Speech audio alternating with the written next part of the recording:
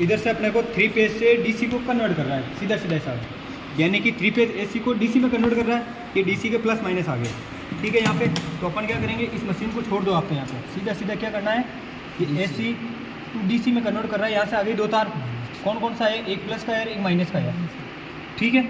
अब देखो इधर, अब जब अपने पास एक तो स्टार्टर लेंगे डीसी मोटर के लिए, भाई स्टार्टर ही तो लेंगे अपन, कौन सा, डीसी का स्टार्टर, और कौन सा 3 पॉइंट स्टार्टर। अगर शंट मोटर है ना तो 3 पॉइंट स्टार्टर, 3 पॉइंट का मतलब होता है ये 3 टर्मिनल, जिसमें 3 ही दे रखे हो, तो इसको 3 पॉइंट स्टार्टर बोलते हैं अपन। तो कौन सा बोलते हैं, 3 पॉइंट स्टार्टर है ना, 3 पॉइंट होता है।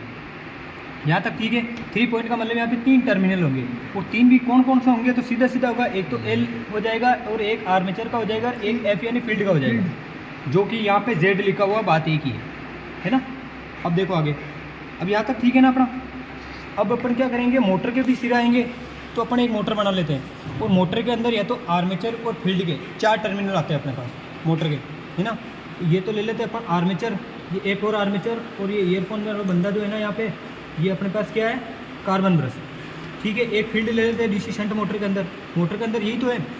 इसकी जांच तो आपको या तो टेस्ट लैम्प से करनी पड़ेगी या मल्टीमीटर से करनी पड़ेगी, ये बात फिक्स है। इनका प्रतिरोध चेक करके हो जाएगा, ठीक है।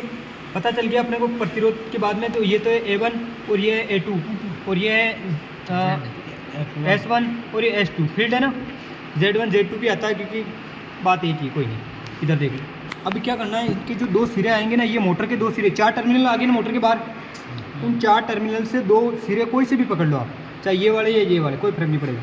इन सिरों को कॉमन करके इनकी डीसी का माइनस वाला सिरा इसको दे दो, जो कि अपने पास क्या आया है, ये देखो, ये A2 Z2, और यहाँ पे सप्लाई का सिरा आ गया, कहने का मतलब ये देखो, तो कॉमन कर दिया हमने, यही तो किया, ये देखो। हाँ सर, ऐसे समझो यहाँ पे चीज़ें, वो यहाँ पे आ गया ना।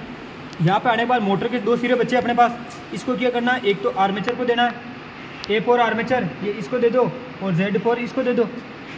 भाई फील्ड वाला फील्ड को दे दो, आर्मेचर वाला आर्मेचर को दे दो। तो ये आर्मेचर का और ये फील्ड का दे दिया हमने, यहाँ तक ठीक है। अब डीसी का एक सिरा बचा हुआ अपने पास, ये ठीक है ना, एल पे। तो एल का मतलब लाइन होता है, पॉजिटिव होता है अपने पास लाइन, तो ये पॉजिटिव वाला सिरा लाओ सीधा, और इसको दे दो, हो गया कनेक्शन।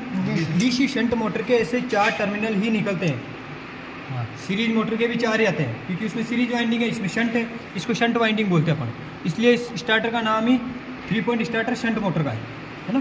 तो ये 3 पॉइंट है, 3 पॉइंट स्टार्टर से, अच्छा जो 4 पॉइंट स्टार्टर होता है ना, उससे शंट मोटर कंपाउंड दोनों चला सकते हैं अपन, है ना, इससे भी दोनों चला सकते हैं अपन। लेकिन सीरीज मोटर से केवल डीसी सीरीज मोटर ही चलेगी, 2 पॉइंट स्टार्टर से सीरीज मोटर ही चलेगी, ठीक है।